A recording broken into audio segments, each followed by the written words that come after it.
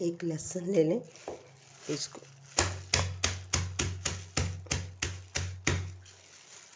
अभी आसानी से छिल जाएगा।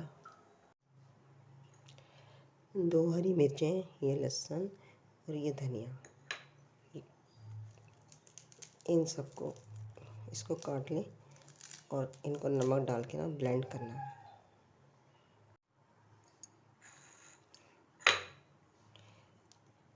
इसको काट लेना।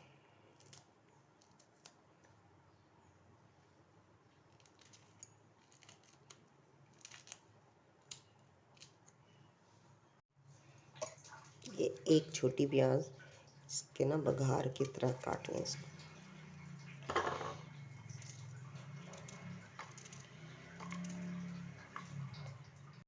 प्याज काट के इसका बघार बनाना है तेल में, इसमें डाल दें।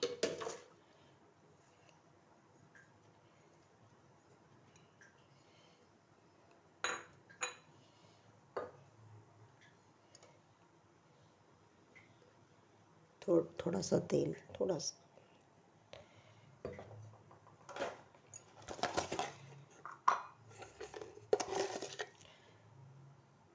नमक, नमक हस्बे जायका, कम ज़्यादा आपकी मर्ज़ी।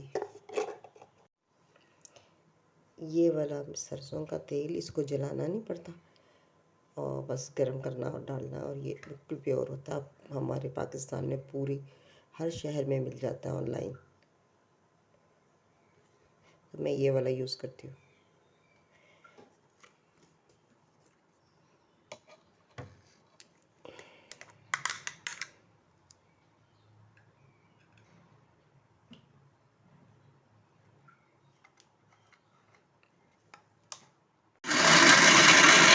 तेल गरम हो जाए तो आंच हल्की करके और प्याज डालनी है।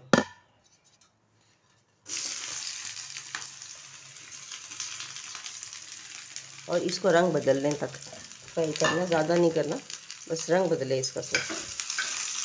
ये चटनी बन चुकी है, बस इसका रंग बदलता है तो ये चटनी इसमें डलेगी। और एक ढक्कन सिरका, फ्रूट विनेगर डाल लें या वाइट विनेगर डाल लें।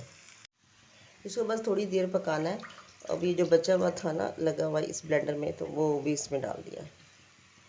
और नमक अपनी मर्ज़ी से डाल लें, नमक मिर्च जितना रखते हैं। मिर्च कम लगे तो 1 मिर्च और बढ़ा लें, वैसे घी में भुनने से मिर्च कम हो जाती है। इसका पानी थोड़ा और खुश्क करना है, और मैंने तकरीबन इसमें लिया है ये 1 चमचा होगा फ्रूट विनेगर। तो वाइट विनेगर ज़्यादा खट्टा होता है, वो थोड़ा पड़ता है, तो ये भी फिर भी अपने हिसाब से चेक कर लें। और ज़रा सा ये और खुश्क हो जाए तो फिर हमें इसको उतारना है। अब ये तैयार हो गई है, इसको उतार लें।